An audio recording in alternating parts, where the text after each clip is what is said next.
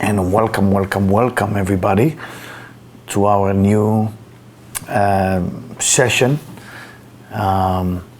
where within this session what we're doing, we are basically sharing a righteous story and sing some song from King David that relate to this story. I hope you can hear me okay, is the sound okay, and everything is okay. I'm very excited and emotional at the same time about this session, about this lecture, because it gives me a chance to opening my heart to your heart, and hopefully you can open your heart to my heart, and the heart can meet with one another. That's really what it's all about.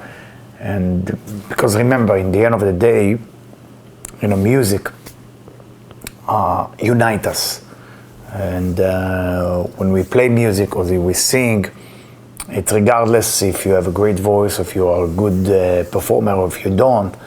The idea is to connect to the essence of your soul. Because think about it. I mean, the way you say singing in Hebrew is shira, and shira is almost like, straight line between us and the divine.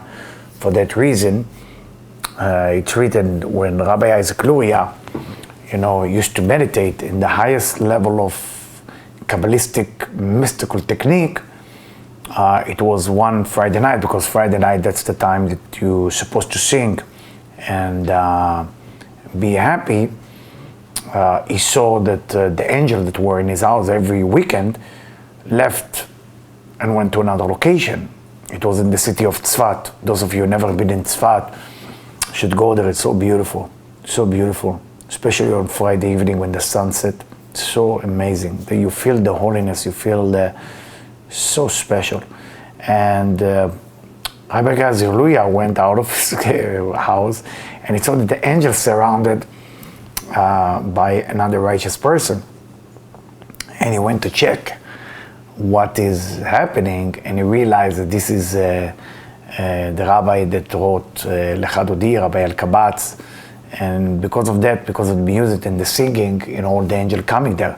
So sometimes you can do a lot of holy things and do wonderful things between you and other people, but the music is a way that awaken up the soul. There's nothing more powerful than music that wake up the soul. So whenever you sing, whatever your voice is good or not, it doesn't really matter. Whatever you know how to play or you don't, whatever you don't know how to dance or you do not know how to dance, music by itself is the soul of the entire life. I never heard people who argument about if they like or hate music. They maybe have different type of music they like. So for that reason, we're opening this course basically to open our heart through stories and through music.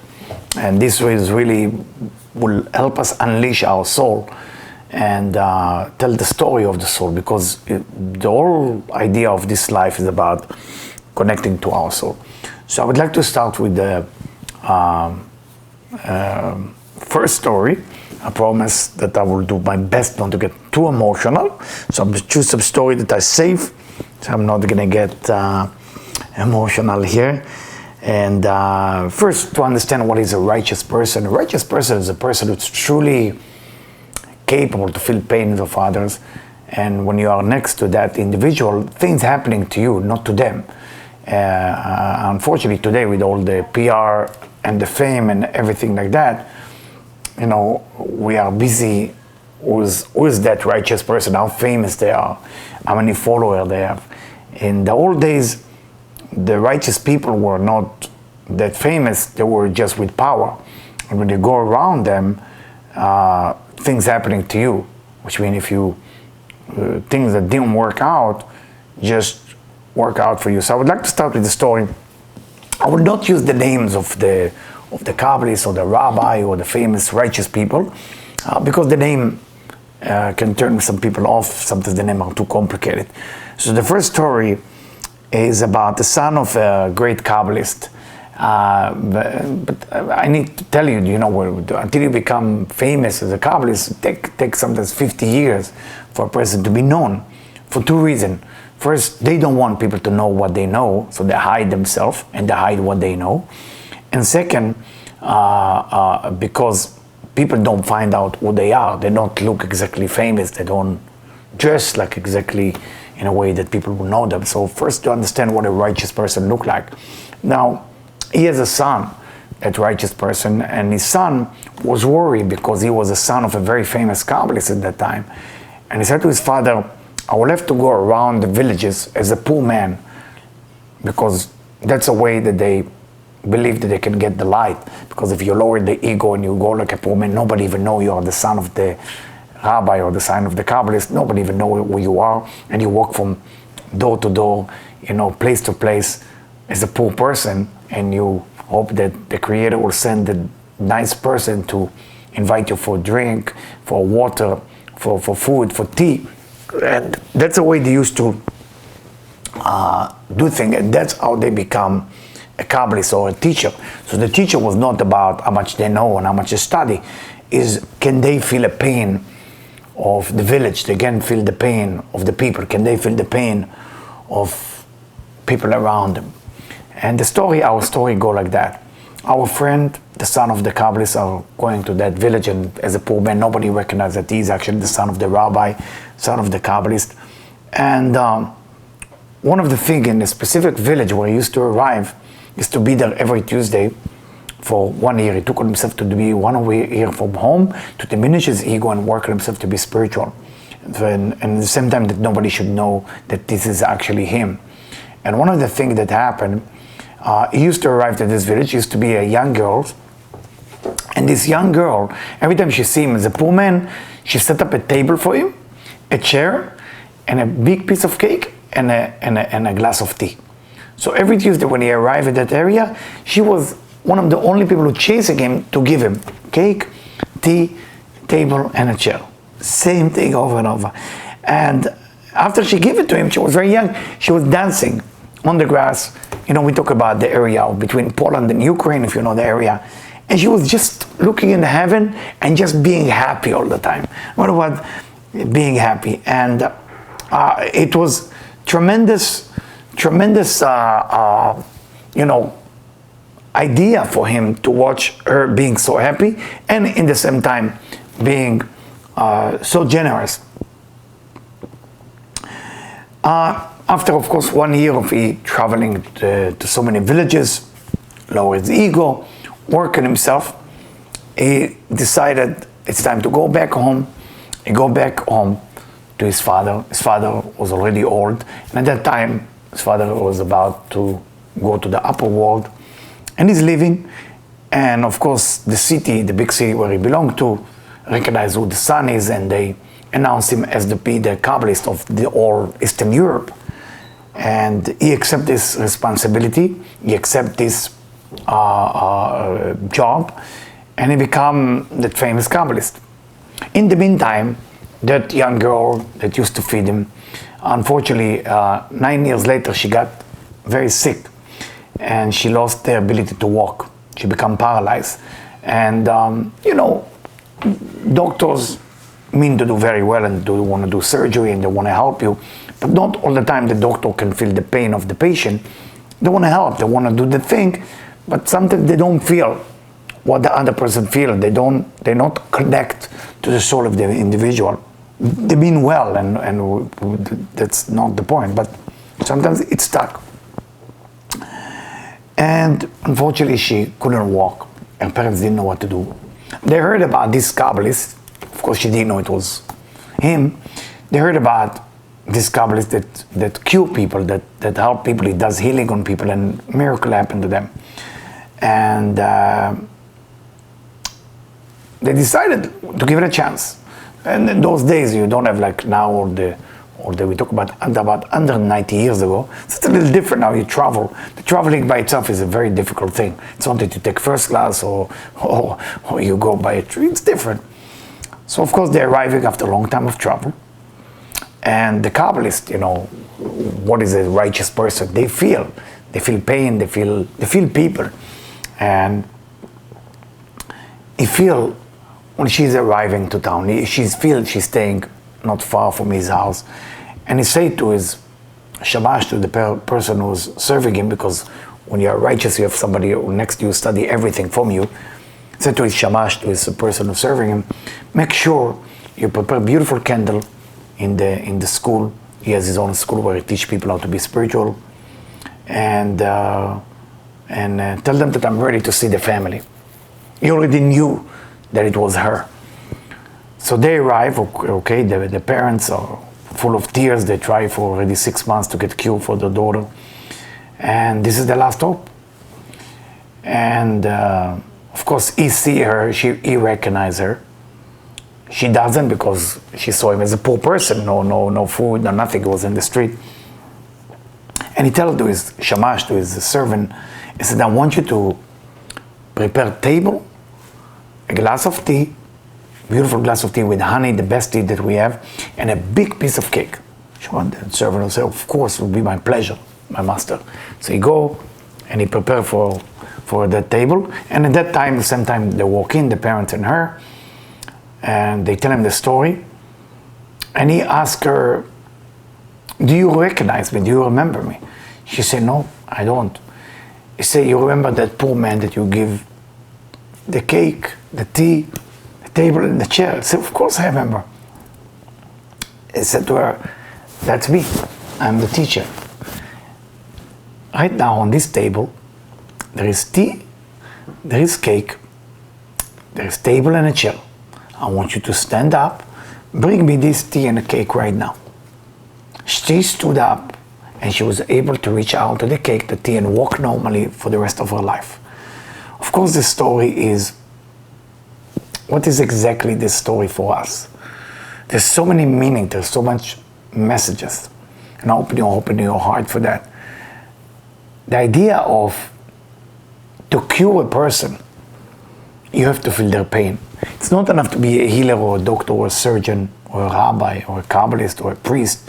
You gotta feel the pain of the individual. And the idea, she felt his pain when he had to travel.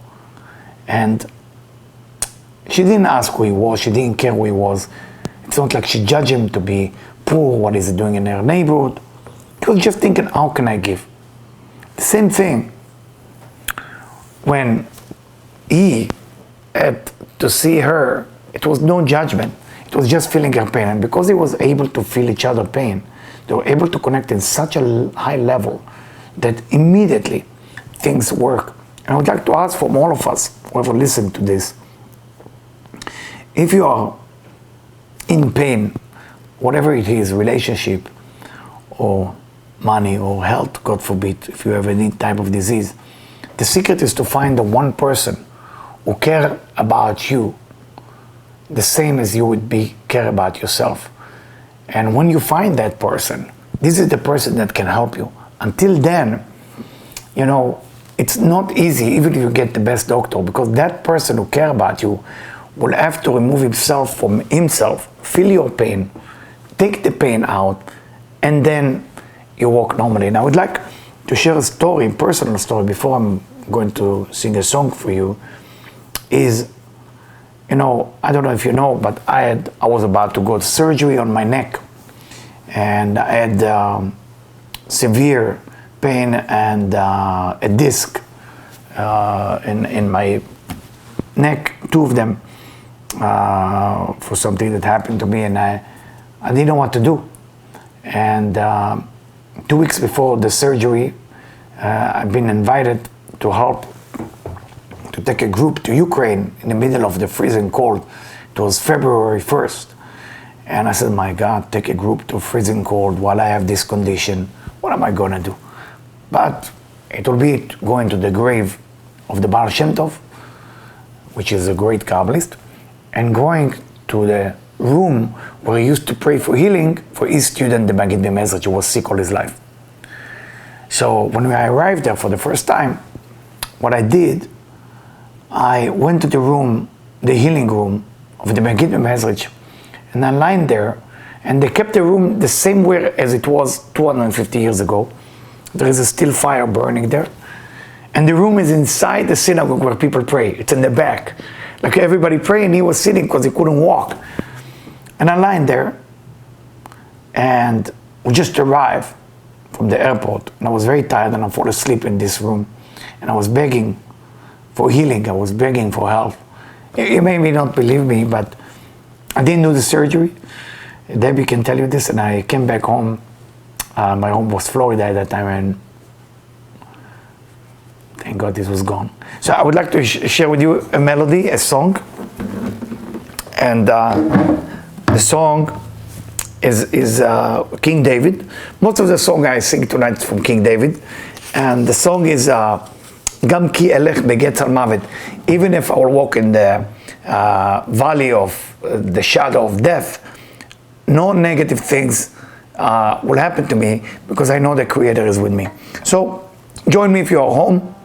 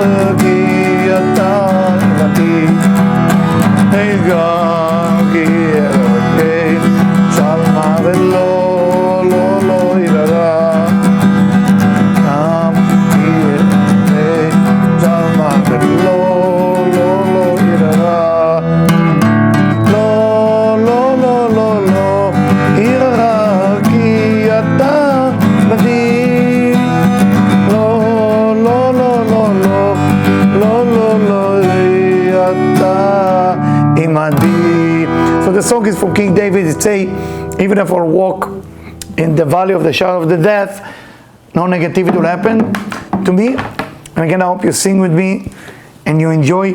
And remember the melody written by Rabbi Shlomo Carlebach, who passed away.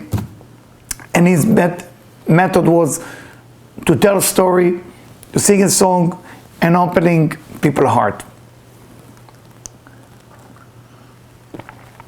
I would like to take you to the second story. Second story, one of my favorite story, one of my favorite righteous people. And it's the Seer of Lublin. The Seer of Lublin. When I just say the name, the Seer of Lublin, Jose mi Lublin. You know, it's a person who used to know everything about everybody and everything about everything. That's the Seer of Lublin. So many people used to come to see him, you know, to get a blessing, to get solution for the problem. So it was a gentleman who came to see him, and he said, Master, I don't know what to do, but no matter what my wife and me trying, we can't have children. The Seer of Lublin don't even think twice. He look at him, look at his face, look at his forehead, and said to him, I want you to sell everything you have and come with all the money to see me. Of course, if this will happen in our time, we'll be very suspicious. Not because we are suspicious, because in our generation we don't have righteous people in that level that are totally disconnected from physicality. And for that reason, we don't have enough believer.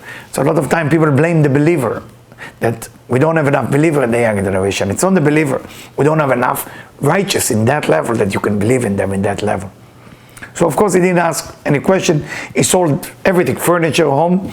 His wife started working and cleaning homes, so they will have money to eat. And he came with the money. He came with the money to the righteous man and say, I want you please to tell your wife that you will need to travel for 3 months. He said, 3 months? He said, yes. When you take this money with you and make sure that you go to that city. So he gave him the name of the city, he gave him the name of the village, he gave him the name of everything. And he asked the master, said to him, can you tell me what's going on? He said, yes, of course, if you ask, I will tell you. He said to him, before you marry your wife, did you get involved with another woman? He said, yes. He said, do you remember that you get engaged to her? Now, you need to know he's talking to a Kabbalist that know all the future. He said, yes, I get engaged to these girls. He said, I want you to know that you left her and you marry your wife. She actually never get a chance to forgive you because you never asked for forgiveness. So if you want to have children, you have to go to that city with this money so you can survive for 3 months. And make sure that you find the girl. He said, Master, I'm going to find her. That happened a long time ago. I don't know where to find it. It's a big city. It's almost like I will send you to New York and find this one person that you have to ask forgiveness for. Say, if you tell me where she lives, I will be happy. Say, I'm sorry. That's the task. And of course, because he believes his master is somebody that, of course, he believes in somebody like this, who know the future from beginning, the end of the story. So he packed his stuff, he tell his wife that he's going. His wife wish him good luck. If that's what brings us children, I'm in. And he's leaving. He's looking around. Can you imagine, try to imagine yourself, you're going to the subway and you try to find one person that you remember from 9 years ago. It's very difficult. He's so broken, he doesn't know what to do. He has the money, but the money doesn't help you to have children. You want to have kids. And you go around broken from one place to another. And it's already almost a month. He started having doubts. He said, maybe I should go back home. There's no hope here. The teacher said 3 months, but it's 30 days. 30 days is a long time. He missed his wife. He started praying, and as he praying, he looked at the sky and he started crying. He said, God, please, all what I want is to ask for forgiveness. I don't know where to go anymore. I don't know where to go. If it's charity, I will give it for charity. But my teacher told me to come here with the money to look for that individual. I don't know where to start even. As he finished that prayer, a rain started coming down really bad. And this is a marketplace, so he hid in one of those small broken roof. He hiding there from the rain, not to get wet. And he's thinking to himself, like, not only I'm praying and I get rain over my head, I can't find that person I'm supposed to ask for forgiveness. Nothing really works. I don't know what's wrong. I don't know where to start. So he's crying, and while he's crying with the rain, he's wet. And there is beautiful girls come also to stand under this broken roof. And he's moved aside and say, okay, let me be a gentleman here. I will be off the shoulders in the rain, so she will be protected. And she looked at him, and then she said to him, so you, wherever I'm coming closer to you, you run away to the other side. Are you going to do it for the rest of your life? And he gets so scared. And he looked at her, and he recognized that's her. That's the girl he's looking for. And he said, I'm so sorry, you are actually, I'm here in this town, in this village for you. And he go on his knee, and he started kissing her shoes. And he said, I'm begging you for forgiveness. I'm begging you. I went to the Seer of Lublin, the great rabbi of all time. And he told me, if you forgive me, I will have children. And I'm here, maybe I have an agenda. But if this is the only way, I'm in, whatever it takes. And he tell him, please stand up. Stand up. She said to him, listen, if you want me to forgive you, I have a deal with you. My brother's daughter is about to get married. Unfortunately, it was a disease with the horses, the cow, they lost their business. and they have no money to pay for the wedding, and they're very embarrassed. The wedding is in 4 days from now. It will be in a certain city, which is about, if you go with a horse, it takes about 1 day on a horse. She said to him, if you have money with you, I want you to take some money, pay for that wedding, and I totally forgive you, and no problem from my point of view. He said, can I go with you wherever you go, buy you coffee, buy you tea? She looked at him and said to him, I don't think you can go to the place where I'm going. He said, no, please. He said, no, you can't. She go her way. He's going to rent a horse. And he started riding. He's riding, and of course, doesn't eat, doesn't drink, is dirty, the horse is dirty. And he arrived to the house of her brother. The brother see him, he looked like a beggar. And he said, hey, please, sir, I mean, this is not the right time to ask for charity. We are a little broken right now. It's a wedding situation. He said, no, I want to talk to you about something. He said, no, I don't have money right now. I really don't have money to give you. He said, no, you don't know who I am. He said, it doesn't matter who you are. I can give you charity. He said to him, you may not remember me, but 10 years ago, I used to date your sister. He said, this is not the right time to talk about my sister. He said to him, but listen to me carefully. I know your daughter is getting married tomorrow. He said, how do you know? He said to him, your sister sent me, and she sent me to give you this money so the wedding will take place. The brother looked at him and said, what are you talking about? There's no way that my sister sent you. He said to him, why there is no way? He said to him, that my sister passed away right after you get married. The day that you get married, she died. She was so sad after you left her. She was so broken. She became so depressed. And in the night of your wedding, that's the night that she died. The story is very important story. Sometimes we would like to ask for forgiveness for someone, and we have no guts. We don't have bravery to go ahead and say, listen, I'm sorry for what I did. Or I'm sorry for how I treat you. Or we are waiting for some other people to ask us for forgiveness. A lot of time, our good luck, our mazal, our money, our health, our relationship, our children are blocked because we don't have the capability to forgive. We don't have the capability to ask for forgiveness. And to find righteous like the Sir of Lublin in our time, it's not happening. But to be able to forgive, just to be able to forgive someone and to be able to ask for forgiveness, that's really what it's all about. And for that reason, you know, in the night of the wedding, usually there is a verse that the groom said to the bride, and he said to her, before he put the ring, and before he break the cup, he said to her, if I will forget Jerusalem, it's like I will forget my right arm. And why do you need to say during the wedding, you forget your right arm, Jerusalem? Because a real relationship has to include spirituality, has to include forgiveness. It cannot be just love and wonderful thing. This is good, but it has to include some spiritual work with it. And for that reason, in the wedding, under the canopy, we say that verse, Im eshkachech Yerushalayim, tishkach yemini. If I will forget Jerusalem, it's like I forget my right arm. If I will not go back to Jerusalem with the happiness above my head. And what does that mean? Jerusalem is not just a physical place in Israel. Jerusalem is inside your heart. And we know that the temple was destroyed 2 times. Jerusalem is broken, it's bleeding. And if we don't feel the pain of the spiritual essence inside of us, the Jerusalem inside of our heart broken, it's almost like we don't have arm. We don't have the strong arm related to the right arm. Each and every one of us tonight will start thinking about where you are broken spiritually. Where are you not awake to feel the pain, to ask for forgiveness from the other person? I want to thank you for joining me, and I hope you enjoy. Thank you so much.